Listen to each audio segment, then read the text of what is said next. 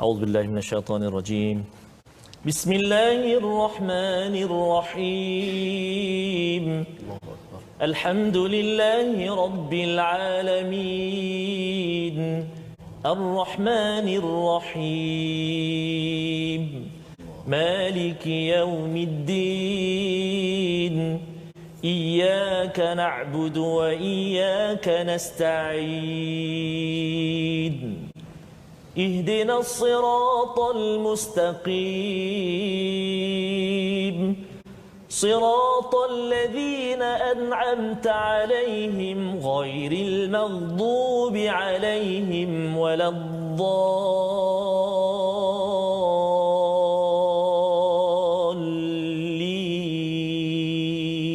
آمين. Bayangkan tuan-tuan dan puan, rahmat, nikmat, hadiah Allah Ta'ala bagi kepada kita di sebalik apa juga ujian, musibah ataupun perjalanan kehidupan kita sepanjang pandemik ini, kita sebenarnya sama ada secara sedar ataupun tidak, hadiah Al-Quran Allah Ta'ala kurniakan kepada kita, maka bersyukurlah, alhamdulillah kepada Allah Subhanahu Wa Ta'ala. Baik, ya Allah, ya Tuhan kami, ya Allah, jauhkan kami daripada menjadi ke-88 asbab ataupun perkara yang menjauhkan kami daripada-Mu, ya Allah.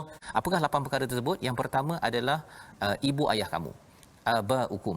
Yang kedua, anak kamu. Yang ketiga, saudara, adik-beradik kamu. Kemudian yang keempat adalah wa azwajukum, pasangan kamu, suami ke, isteri ke. Yang kelima, wa ashiratukum, iaitu kaum keluarga, saudara mara, ya. Kemudian yang keenam, harta yang kamu usahakan, ya, yang kita dapat daripada harta waris ke, kita dapat hadiah ke, kita dapat daripada gaji ke. Kemudian yang ketujuh ialah apa? Wa tijaratan tahsyaun kasadaha, iaitu perniagaan yang kamu khawatir kerugiannya. Dan yang ke-8 adalah wa masakin. Masakin ini adalah tempat tinggal, maskan tardaunaha, ya, tempat rumah yang kamu suka sangat, ya, maksudnya nak kena buat lampu lip-lap Ustaz, ya, nak kena renovate sana, renovate sini, tambah sana, tambah sini, nak kena refinance balik pasal nak beli rumah kedua, ketiga. Ada 8 perkara yang Allah beritahu, dan ayat ini adalah amat-amat garang daripada Allah. Allah kata apa? Kalau 8 perkara ini, contohnya kalau yang pertama tadi itu, mak ayah menyebabkan kita tak nak pergi untuk berjihad.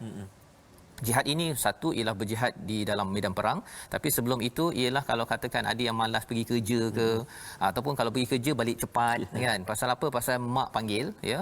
Mak panggil betul, tetapi disebabkan dia ambil masa amanah yang diberikan, dia tak buat bersungguh-sungguh di tempat kerja ataupun ketika menguruskan rumah contohnya sebagai amanah, maka itu sebenarnya adalah tanda fasik. Ya, Allah tidak memberi hidayah pada orang yang derhaka kepada Allah Subhanahu Wa Taala. Dengan doa kita, subhanakala ilma lana illa ma 'allamtana innaka antal alimul hakim. Maha suci-Mu ya Allah, tidak ada ilmu kecuali yang Engkau ajarkan kepada kami, sesungguhnya Engkau yang Maha mengetahui, yang Maha bijaksana. Rabbi zidni ilma, ya Tuhan kami, tambahkanlah ilmu untuk kami. Allahu akbar, Allahu akbar. Halaman 190, apakah sinopsis bagi halaman hari ini? Iaitu pada ayat yang ke-21 kita akan melihat kepada manfaat beriman kepada Allah dan hari akhirat serta berjuang bersungguh-sungguh fi sabilillah. Inilah 2 ayat yang ada pada halaman 190, diikuti dengan setia kepada ibu bapa dan saudara yang kafir serta keutamaan iman dan jihad daripada 8 perkara. Ini yang akan disampaikan dalam 2 ayat, diikuti dengan 2 ayat seterusnya, ayat 25 hingga 26, kemenangan orang mukmin di pelbagai tempat. Allah ingatkan agar kita terus berjuang, buat yang terbaik kerana Allah nakkan berjaya di sini, berjaya sampai ke syurga, satu keluarga. Amin. Bersama masyarakat kita yang ada. Allahumma arhamna bil Quran. A'udzu billahi minasy syaithanir rajim.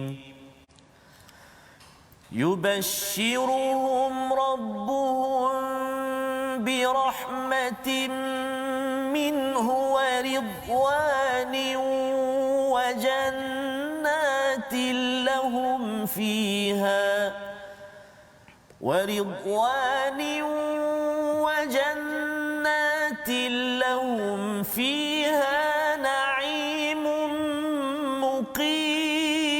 مقيم خالدين فيها أبدا إن الله عنده أجر عظيم يا أيها الذين آمنوا لا تتخذوا آباءكم وإخوانكم أولياء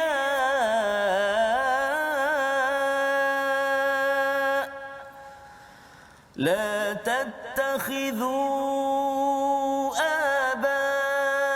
آباءكم وإخوانكم أولياء إن استحبوا الكفر على الإيمان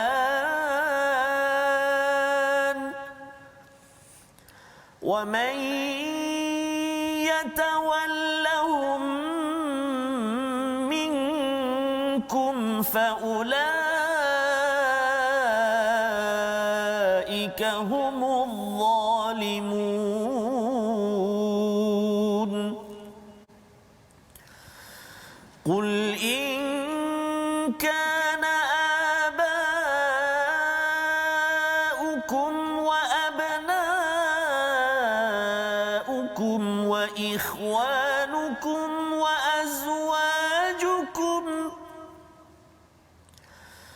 وإخوانكم وأزواجكم وعشيرتكم وأموال اقترفتموها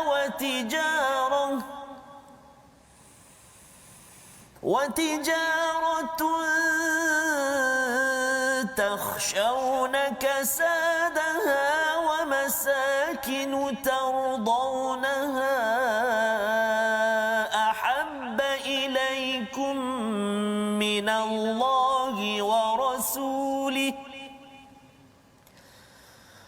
أحب إليكم من الله ورسوله وجهاد في سبيله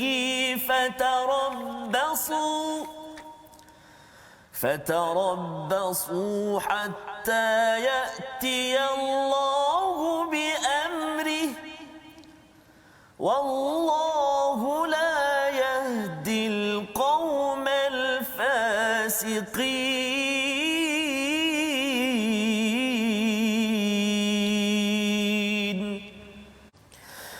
لقد نصركم الله في مواطن كثيرة ويوم حنين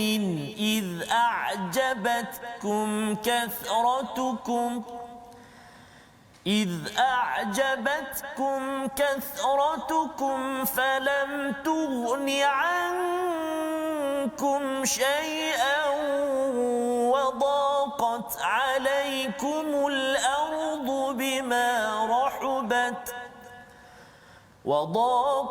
عليكم الأرض بما رحبت ثم وليتم مدبرين ثم أنزل الله سكينته على رسوله وعلى المؤمنين وأنزل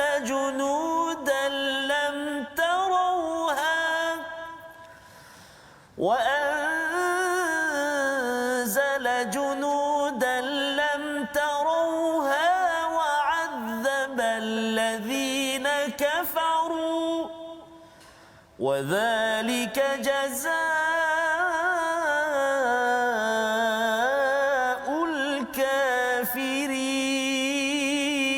الكافرين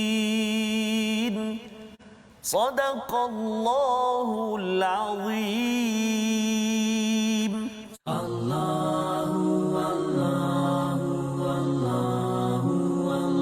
Lihat resolusi akhir kita. Yang pertama, rebut peluang untuk mendapat rahmat, redha dan nikmat dengan iman, dengan kita melakukan hijrah, dengan kita berjuang bersungguh-sungguh dalam aktiviti kita seharian kerana Allah. Yang kedua, utamakan iman berbanding kekeluargaan dan sentiasa yakin pertolongan akan tiba sebagaimana dalam peperangan Hunain. Allah, la ilaha illallah. Membawa kepada perkataan pilihan kita pada hari ini, iaitu perkataan yang kita ingin belajar sama-sama adalah radhiya, ya, yang daripada yang ada kaitan dengan perkataan waridwanin pada ayat yang ke-21, maksudnya redha, suka, senang dan tentram. 73 kali disebut di dalam al-Quran. Dan mengapa perlunya waridwan di dalam syurga? Macam kita pergi ke rumah orang, Ustaz, ya. Kalau tetamu itu suka kat kita, dalam masa yang sama dia bagi makan, seronoklah kita. Tapi kalau orang tuan rumah dia tengok je kita, ya, makan kan, kita pun tak rasa senang. Kita perlukan redha daripada Allah, dan kita redha kepada Allah, Allah redha kepada kita. Itu nikmat terbaik yang ingin kita kecapi apabila kita sampai di akhirat nanti. Astaghfirullah, innallah kana tawwaba. Terlebih dahulu kita nak melihat dahulu hukum tajwid kita yang kita nak kongsi pada hari ini, iaitulah mim yang bersabdu dan juga nun yang bersabdu. Jom kita ikuti, iaitulah hukum nun sakinah dan tanwin, hukum nun dan mim musyaddah, kan? Nun dan mim musyaddah adalah nun dan mim yang diletakkan tanda tasydid atau sabdu di atas keduanya.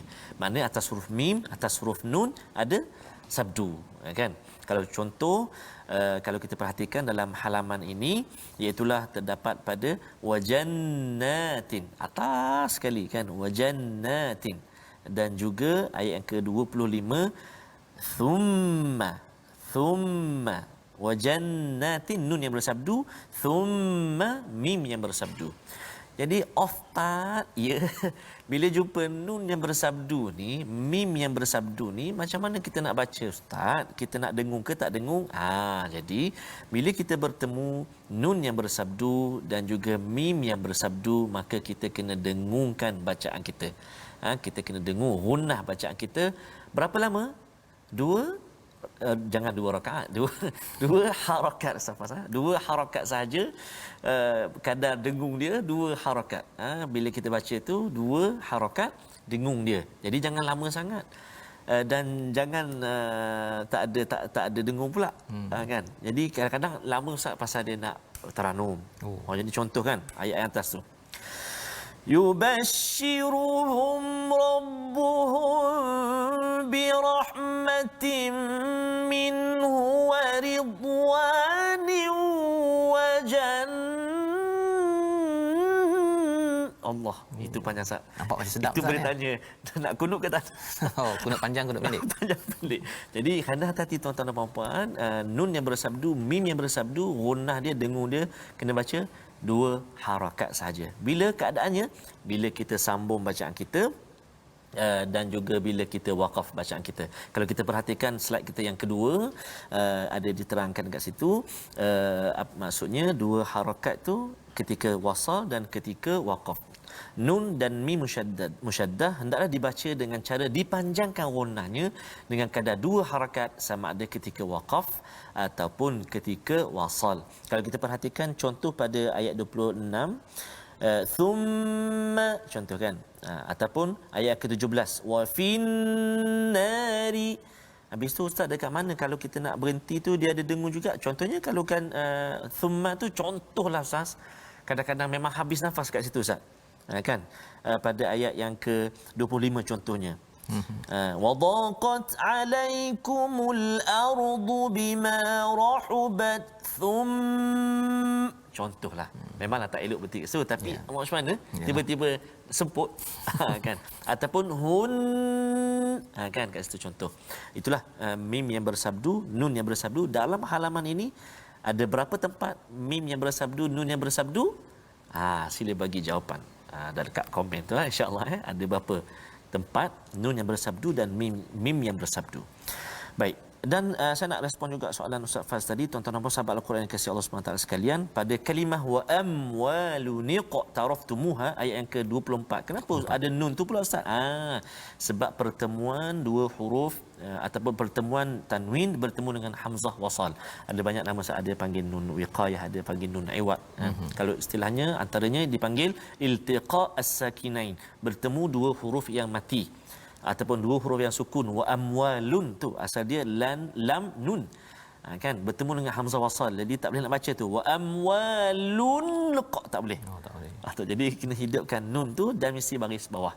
Wa amwalun taraftumuha, wa amwalun taraftumuha. Ada beberapa tempat juga Ustaz dalam Al-Quran apa nama ni, kalimah-kalimah yang menyebabkan hukum macam ini. Dalam juzuk dalam surah Al-Baqarah pun ada, dan salah satunya dekat sinilah dalam surah At-Taubah, kalimah wa amwalun taraftumuha, tanwin bertemu dengan hamzah wasal. Jadi mungkinlah secara ringkasnya ini boleh beri panduan kepada sahabat-sahabat Al-Quran yang dikasihi sekalian. Wallahu a'lam.